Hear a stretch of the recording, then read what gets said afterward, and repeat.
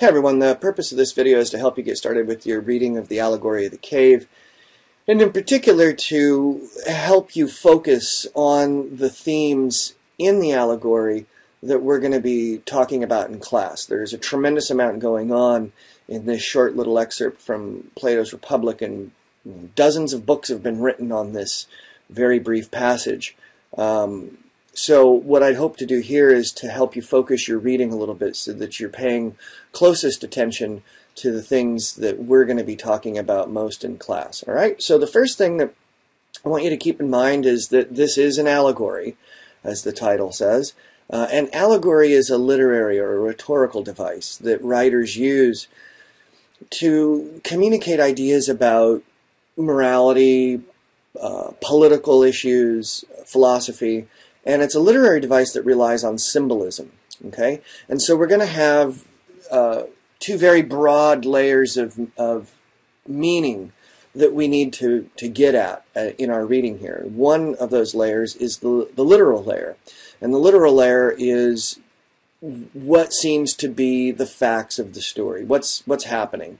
And so if you look at this graphic here on the screen, you know, what's literally happening in this story is that you've got some people who've been chained up for their entire lives at the bottom of a cave, and all they know are these shadows on the wall, and they've gotten very good at predicting how these shadows on the wall are going to move, how their movement on the wall corresponds to the sounds that they hear. And then one of these prisoners is freed, he's unshackled, and he begins to walk up this pathway out of the cave, and as he's doing so, he sees, oh, there's a puppet, there's fire, and so on and so forth. Now, that's the literal level. Those are the facts. What we really want to get at is the symbolic layer. In other words, what is this fire representing? What are these puppets representing? What are these prisoners representing? What is their being shackled represent? What's the cave represent? And in order to get at that symbolic layer of meaning, we're going to have to resist the urge, we're going to have to resist getting too hung up on problems we see at the literal level of the story. All right. So yes, you would be correct if you wondered how it is that somebody who's been shackled to the floor his or her entire life would even be able to walk. If they've never walked before, how would they have the muscle and the coordination to do so as it's portrayed in the story? You know, their muscles would be atrophied. Yeah, factually that's true, but it's not going to do a whole lot for us because the literal facts of the story aren't what's important here. It's what the literal facts are able to do symbolically in the story. And so we're not going to get hung up on any of the practical problems we see with the literal facts of the story. Instead, we're going to accept the facts as they're given, assume them to be true, and then interpret what those facts mean with regard to three themes. And the themes I have here up on your screen. And these are the themes that I really want you to think about and focus on as you're reading this. It'll probably require you to read it and then reread it again. One of the layers of symbolic meaning that I want you to think about is how the Allegory of the Cave is presenting ideas about the nature of reality. Specifically, how the Allegory of the Cave seems to be indicating a certain kind of structure to reality. And what I mean by that is that when according to the allegory, when these prisoners are at the bottom of the cave, they're looking at these very real shadows that are being cast on the wall. And yet when the prisoner's unchained and begins to walk up, he sees the puppets and the fire and can see that it's actually the puppets that are casting the cause of the shadows on the wall.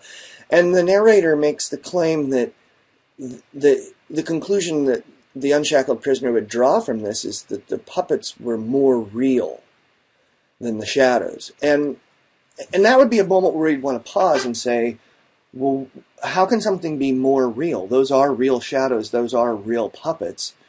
What does it mean to say that the puppets are more real than the shadows, and what does it mean to say that the birds flying around outside of the cave that the prisoner eventually sees, what does it mean to say that those birds are even more real than the puppets of birds down in the cave?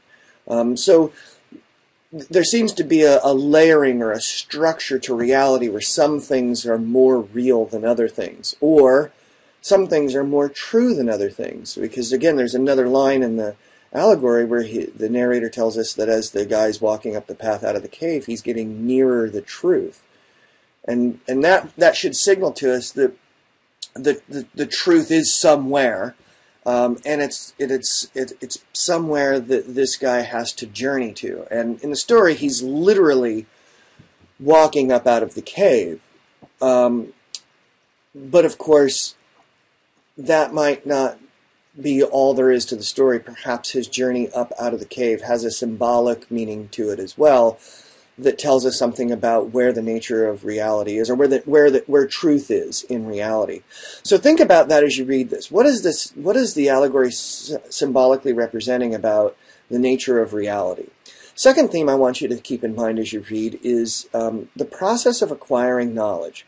So, literally, we have a guy who's at the bottom of a very dark cave, looking at shadows on the wall, and then as he gets up, he starts moving closer and closer to the light, right? So literally, he's moving towards sunlight. Symbolically, this seems pretty obviously a story of enlightenment, right? That this guy is on the path to enlightenment. It's not just a path up out of a cave, it's a path to knowledge, to the truth. And so think about, as you're reading this, what it means to acquire knowledge and what it means to move out of ignorance into knowledge and how exactly that happens. So for example, when our prisoner is shackled to the bottom of the cave and watching the shadows on the wall, it doesn't seem to ever occur to him, or at least we're not told it occurs to any of them, that they ever wonder whether or not the shadows are real, or they ever wonder whether or not the shadows are all that there are. They never wonder what's behind them.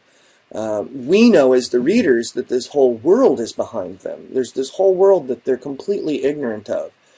Why don't they wonder about it? Along those same lines, when the unshackled prisoner stands up and looks around and sees the puppets and sees the fire, he suddenly realizes that the world is more complex than it was before. And he realizes that when he was shackled, he didn't know this. And he must also realize that because he now understands that the world is more complex than he previously thought it to be, that there are other things that he doesn't know. In other words, he suddenly becomes aware of his ignorance. There are things about the world that I didn't know, and now I know that I didn't know them, and so there's probably other things about the world that I don't know as well. So why did that process begin with him being unshackled? Why did it require a change in his physical viewpoint? Why did he have to change his point of view or change his perspective to suddenly see his own ignorance and begin to acquire knowledge? Think about also as he's walking up the path. Why is becoming enlightened an uphill climb? Why not have him just walking out of a flat cave or walking downhill off of a mountaintop? Why is the process of gaining knowledge an uphill journey? And why is it a journey that is distressing and painful, right? Because we're told in the story that literally the light of the fire and even more so the light of the sun hurts his eyes, and he finds it very distressing, and it takes him time to adjust.